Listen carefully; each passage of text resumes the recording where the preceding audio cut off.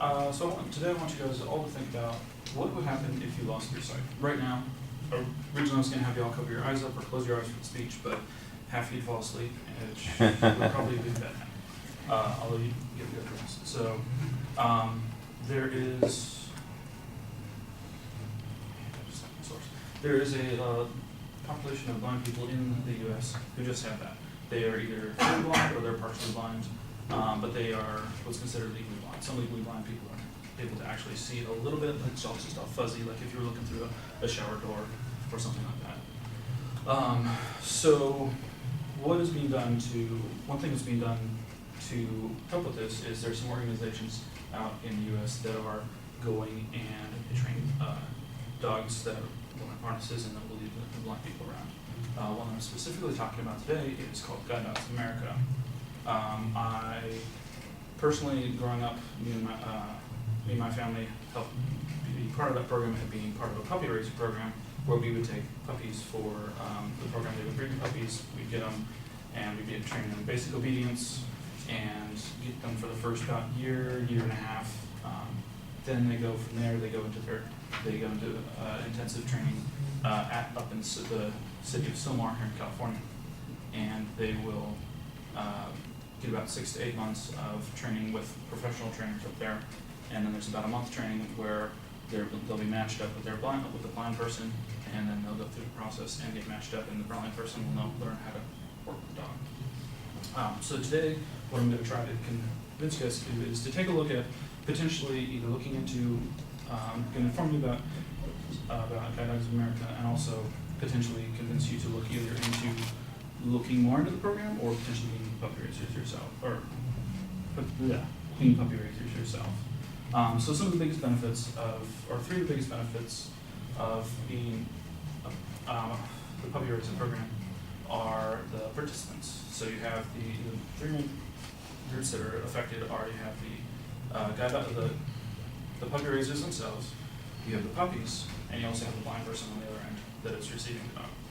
So what are the benefits to being a puppy raiser? Well, from personal experience, one of the biggest benefits is, in my experience, pretty much everybody likes puppies. So the nice part about it is you get a puppy, you kind of get attached to them, and you're able to, once you give the dog up and give it to help somebody else, then you're able, if you'd like to, you can go back into the program and get another puppy. So you're also helping, you also get the satisfaction of helping out other people, and sometimes you get to talk to the blind person. You can go up to the graduation. Other times, if you aren't the person, then you don't have to talk to the person themselves. You can go up and congratulate them, or not go to the graduation. And then an example of that is one of the puppies that we raised is actually up in Hollywood Hills, I believe it's Hollywood Hills, and for the last about 8 years. And my parents just got to go and meet with the blind lady and her husband. And there's a connection there. It's not a big connection, but it can get bigger. So that's for the puppy raisers themselves. What about the puppies? The puppies, they get training all the time. They're always with you. They get socialized. They get taken out all over. They get taken out to a bunch of different places. Everywhere. We took ours to anywhere from airports to the mall to which they had one trip where we went to I think it was the LA Zoo, and it was a bunch of different puppies and just socialization, getting used to weird situations. They're also they get used to people. They get used to different situations, and they're also they get into new experiences that most dogs won't get into.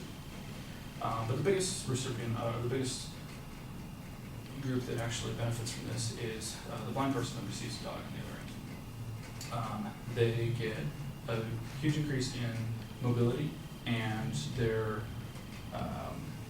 confidence in going, especially in unknown areas. We got to go to the facility and go through one of the training courses with the dogs that were coming at the time that were pretty close to graduation, or getting matched up with a blind person. And it was amazing. One of the things that they had to do is they put a blindfold on you, or this goggles that like block the light completely, and they had you walk through a whole little obstacle course, everything from full walls to little low things that you wouldn't have noticed, or you would have even tripped for a couple of. One that was like a pipe on the ground, and it was a little bit weird at first, but you line up, you get the dog, and the trainer will watch you, and you walk through, and you just walk through with, and it's as if you had your eyes closed, and it was amazing getting through to the end. You didn't even realize you were there, and this was a good, I don't know, 60 feet of walking. You got to the end, and you're like, I'm there. I didn't realize. Like, you don't really notice.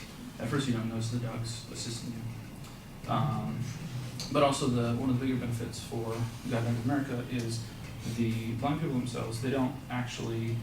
The dog is given to them free of charge. They don't have to pay anything out of pocket. And according to one of Guide Dogs,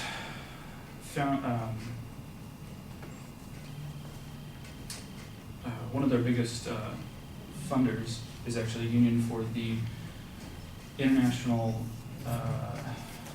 metalworkers and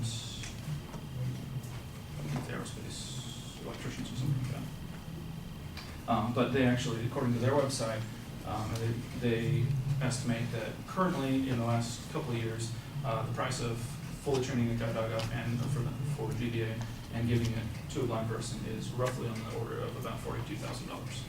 So it's very donation based, and everything is donation based. There's no government money into this program at all, and that makes it really nice for them. They don't just give it to people that are just sitting around on a couch eating chips or whatever. They have to make the people have to actually get themselves to the school on their own, which can be a big challenge. And also there's a support network. Once they've graduated the school, they can always bring their dogs back for boarding. They can call for any needs, and GDA has a ton of different groups that they're associated with and other benefits they can give the students or advice, even just calling and chatting. So I guess the big question is, what can you guys do to help? So obviously there's the money one, which we're all college students. I don't think we can afford it, but like no one's going to see it. If anyone wants to give away $42,000, please tell me. But I'm assuming none of us have that sort of money sitting around. But there's even, if you go on their website, which is guidedogs.america.org, you can actually see there's a whole long page. I was going to use that as one of my points, but there was like 15 different ways to give and stuff. There's even, they're even associated with an app that you can do, and you can actually go walk your dog or other people's dogs, and there are people that donate to that. You plug it into the app, it follows you on the GPS, and you're able to donate without actually giving, it's just giving time. Another way to give time is to volunteer, either at the Somewhere campus, or they have various different like meetings or groups that they do outside of the Somewhere area, anywhere in from Southern California all the way up to the lower part of Washington, actually.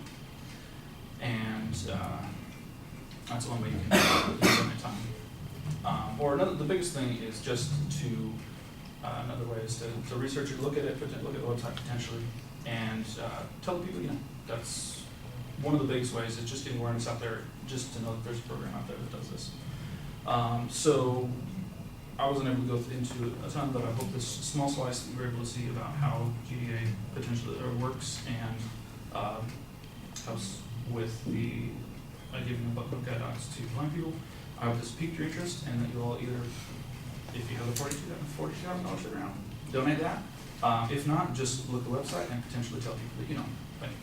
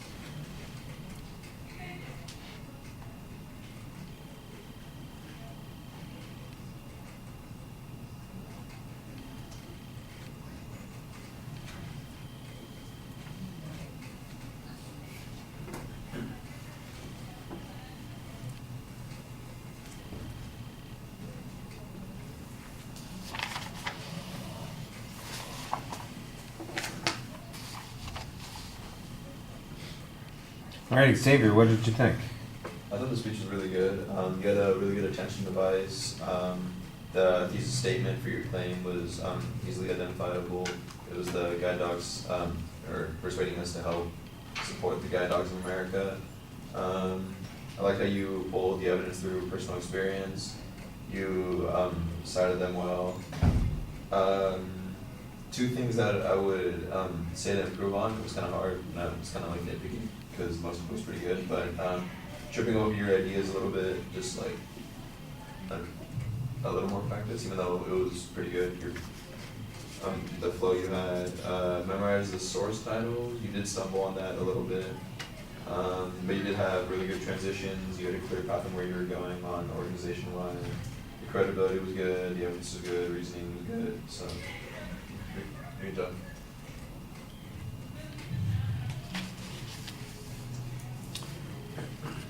Okay, the idea of the visualization is okay, but I think it needs to be carried off a little bit more effectively, and some descriptive language would help. The idea, you get a little sidetracked talking about, what legally blind is. I think the argument that you want to present is that people with vision impairments need some assistance, and that they have difficulty getting that assistance because of a particular problem. And I don't know what that problem is. If there's a shortage of dogs, if there's a shortage of training, if you suggest that there's not an economic barrier to them, and you suggest that they're primarily funded by these organizations, I'm going, well, so what do we need us for? Why are we listening to this? Well, because randomly it might be something that you like doing, or because it's got some resonance to you personally. I'm not sure that that's selling this as an argument and as something that you want to persuade us on. I think you need to give some more information in this presentation.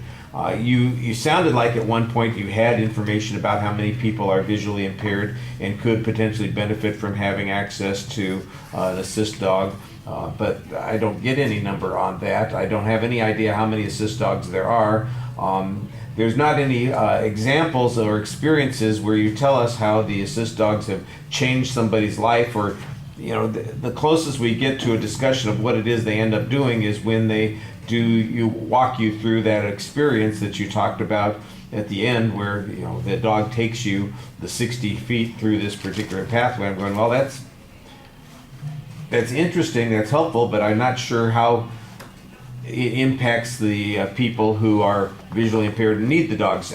You've got to help me figure out why this is important. I think it probably is. I mean, I don't have any doubt about this. I'm sure that people who have the assist dogs are in desperate need of the kinds of assistance that these dogs can provide, but you do little to describe what that assistance consists of, and I think that that's problematic. The personal experience that you have is something that should help build your ethos a little bit, but it also blocks you a little bit from getting to the point, because you have a tendency to just kind of randomly throw in bits and pieces of your experience as you're talking about it, instead of making it about, here's the problem, here's how we fix it. It's, well, here's what I've done, and let me find occasional places where I can drop in something about a problem, and I don't think that it works very well that way. I'll give you an example of something that seemed very strange to me. You make it sound as if somebody who doesn't have $42,000, that their money wouldn't be any good. My guess is that the GDA would not perceive it that way at all. They'd be happy to have whatever money you gave.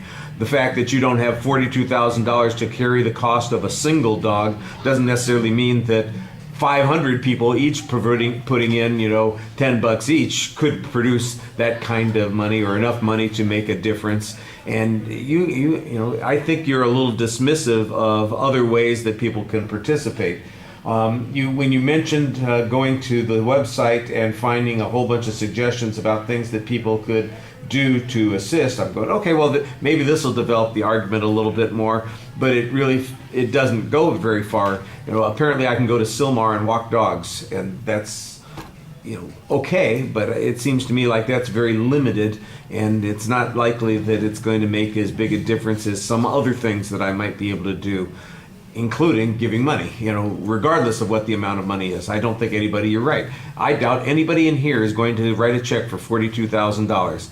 And if that was the goal, nobody, they wouldn't be able to get that from anybody. But that doesn't mean that smaller amounts couldn't be helpful, that there wouldn't be ways that people could maybe be a Patreon and support it monthly by providing a small amount each month. If you got enough people to do that, that pays for something. Or offering some other kinds of support, like maybe I can't go out there and walk dogs, but I can send dog food or toys or something else that's like, I don't know what's on the list, because you don't really go into depth on those kinds of things that would make a difference. And so I feel like it's a little bit underdeveloped. It's an interesting subject. I thought that you were headed in the right direction, but we don't get enough development of what the need is, and the solution seems like it's a little insufficient.